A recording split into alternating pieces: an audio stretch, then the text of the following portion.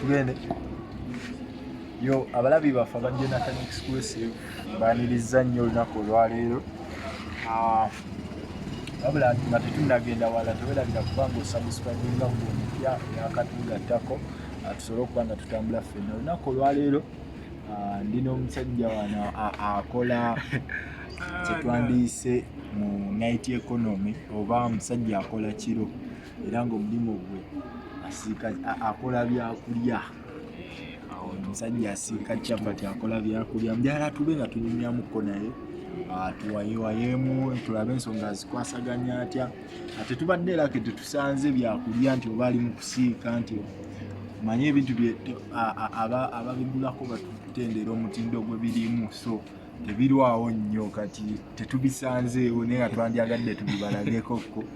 wabula agenda kubanga tunyumyanyumyamu katinitini atuwulire omulimu guno gwe gutambula mukama wange sooka oguze ku balabi ba Jonathan Exclusive. Bakama bange mwenna mbalamusizza amanya Amisi Katongole nga nkolera wano mu Kimaanya nga nkuba capati era ng'ono omwami bwakyogedde naye tazisanzeewo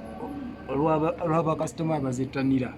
kyova olaba nga tazisanzeewo naye najja tuwayeemu so bwe kityo bwe kiri kati omulimu guno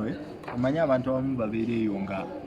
oli ayinza kati ng'abavubuka naddala sayizi zaffe ebyaddala basobola okubeerayo nga baguzalawa bigambo ki byoyinza okugamba omuvubuka okumusikiriza ayingira omulimu gwe kati gwe kyoba omanya nti nno guno omulimu tosobola kugamba omuntu nti oba nkyogere ntya tosobola kuddaawo n'ogamba nti guno omulimu mulungi nti nnyo oba mubi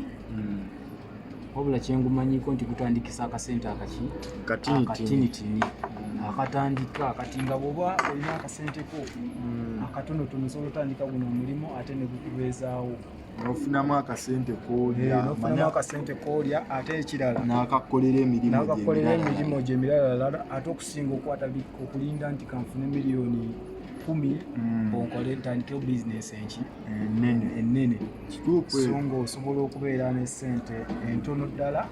ane n'ozijjamu amagoba ate agenkanankana n'ekibizinesi ekinene kati gwe ng'omuntu wenyumiriza otya mu mulimu gwe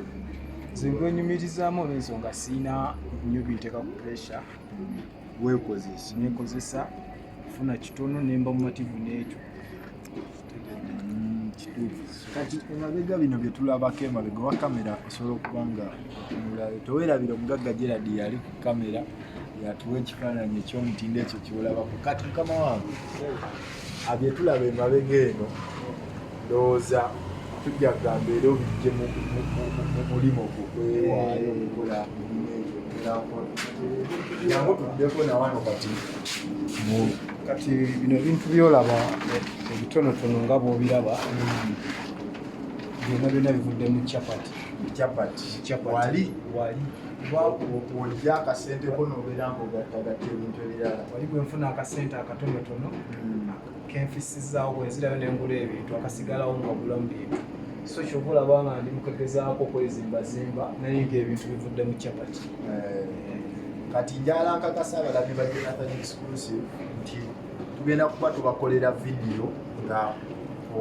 obalaga engeri gy'okolamu capati eyo oba kukusala obutungulu oteekamu birungo kikaaki birungo nga siteekamu birungo bingi just kufuna butungulu kufuna kaloti n'omunyu n'amazzi tewali kati byonna twagala tubirage tugenda biraga mu vidiyo gye tugenda okukola tubalage capati omusajja agisiika atya ng'otuukira okulya ku capati jjukira eba evudde mu buwunga so tugenda kuba nga tubalaga tugenda kuba nga tubakolera vidiyo eyo ozo omugagga Gerald ajja kuba nga ku kamera nkwasaganya byonna tugende nga tutambula ffenna wabula tewerabira Jonathan Exclusive osobola okuba nga osubscribinga obanga obadde mupya nga gwe mulundi gwe obadde busoso okutwegattako ensonga tuba tukwasaganya nnyingi nnyo wano ku mukutu gwaffe ogwa Jonathan Exclusive tewerabira nyongera okuba nga mbeebaza olw'okuba nti twatuuse ku basubscribers olukumi so kyamaanyi nnyo nnyini ddala tulina okuba nga sharinga videos zino tutuukire ddala ku ntiku omugagga Chief Katongole sooka osiibula abalabi baffe nze kyenyinza okubagamba kiri kimu nti mwekuumire ku Jonathan Exclusive subscribing mulabe ebipya bijja alhamdulillah.